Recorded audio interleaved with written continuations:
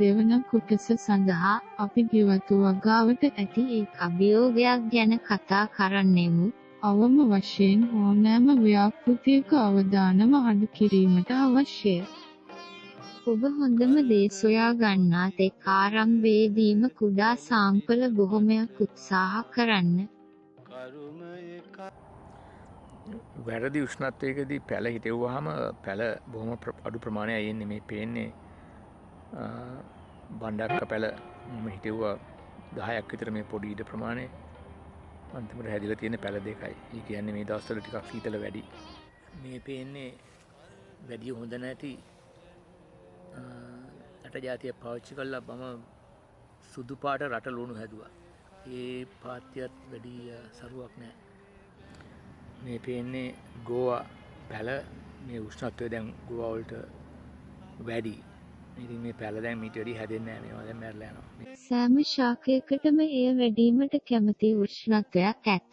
අන්තර්ජාලයෙන් ලැබෙන මෙම ප්‍රස්ථාරයට අනුව කැරට් සඳහා ශීතකාල ගුණය අවශ්‍ය වන අතර වම්බටු සඳහා උණුසුම් උෂ්ණත්වය අවශ්‍ය වේ.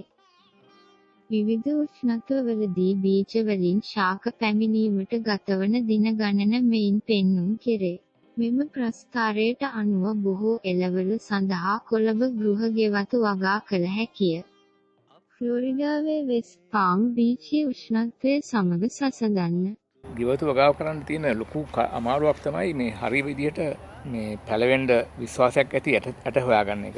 දැන් මම සමහර ඇට මම එකතු කරන් ඉන්නවා මේ වැටකොළු ඇට. එතකොට බණ්ඩක්ක ඇට මම තියන් ඉන්නවා. ඊට අමතරව මේ වගේ කම්පැනි තියෙනවා. මේ බේකර් ක්‍රීක් කියන කම්පැනි. මේගොල්ලෝ මේ බේකර් ක්‍රීක් හයිලූම් කියන කම්පැනිය අර කෙනෙක් කිව්වා මේක හොඳයි කියලා. මේකේ තියෙනවා ඇට පැකට් ගන්න ඩොලර් 2.50ට ඒගොල්ලෝ තැපෑලි විකුණන ලීක්ස්.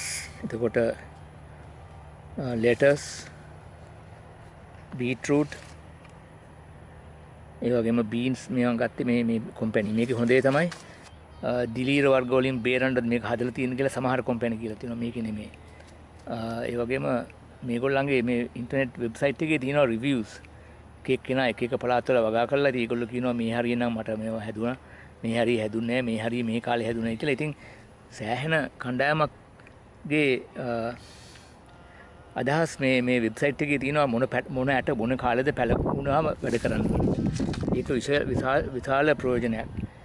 මේ කඩෙන් ගන්න සාමාන්‍ය ඇට මේ ඩොලර් 1.50 පැකට් මේවත් මම පාවිච්චි කරනවා. මේවා ඉතින් කොයිකද හරියන්නේ කොයිකද හරියන්නේ නැති කියන එක කිසිම විශ්වාසයක් නැහැ. හැම අවුරුද්දෙම මේගොල්ලෝ ඉතින් ඇට පැකට් විකුණනවා මේ මිනිස්සුන්ට ගිහලා වගා කරන්න.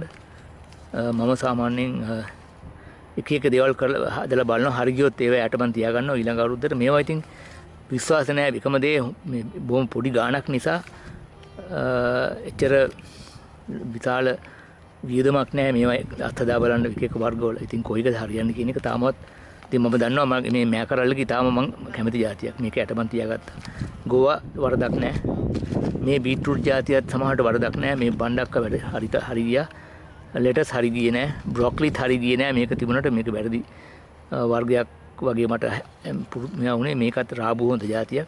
ඉතින් මේ හරියට මේ ප්‍රදේශයේ කොයිවද වැවෙන්නේ කියන එක මම දෙක තුනක් කරලා ඒ වගේම කීප දෙනෙක්ගෙන් අහලා අත්හදා බලලා තියෙනවා. මේ වම්බටුත් මම හදලා තියෙනවා.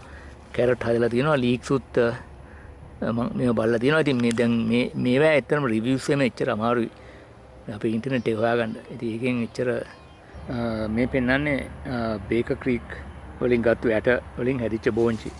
කිසි කරදරයක් උනේ නැහැ. ඒ උෂ්ණත්වය හරි උෂ්ණත්වයට ආපු නිසා සෑහෙන බෝංචි පළදාවක් මේකෙන් ගන්න පුළුවන් වුණා. මේ තියෙන්නේ බේකර් ක්‍රීක් කම්පැනිෙන් ගත්ත ඇට වලින් හදපු ලීක්ස් වගේම රටලුණු. වැඩි අමාරුවක් නෑ මේ පැල හදන්න. ඒ හරි උෂ්ණත්වයට දැන් මේ තියෙන උෂ්ණත්වයට මේ මෑකරල් කිසි කරදරයක් නැතුව හැදුණා. දැන් මේවට වැල් යන්න පොඩි කෝටු ටිකක් හිටවන්න වෙනවා. ඒ වුණාට මේකෙන් පේන්නේ දැන් මේ ඇට జాතිය මම තෝරාගෙන තියෙන ඇට జాතිය ඊටාම හොඳයි කියලා.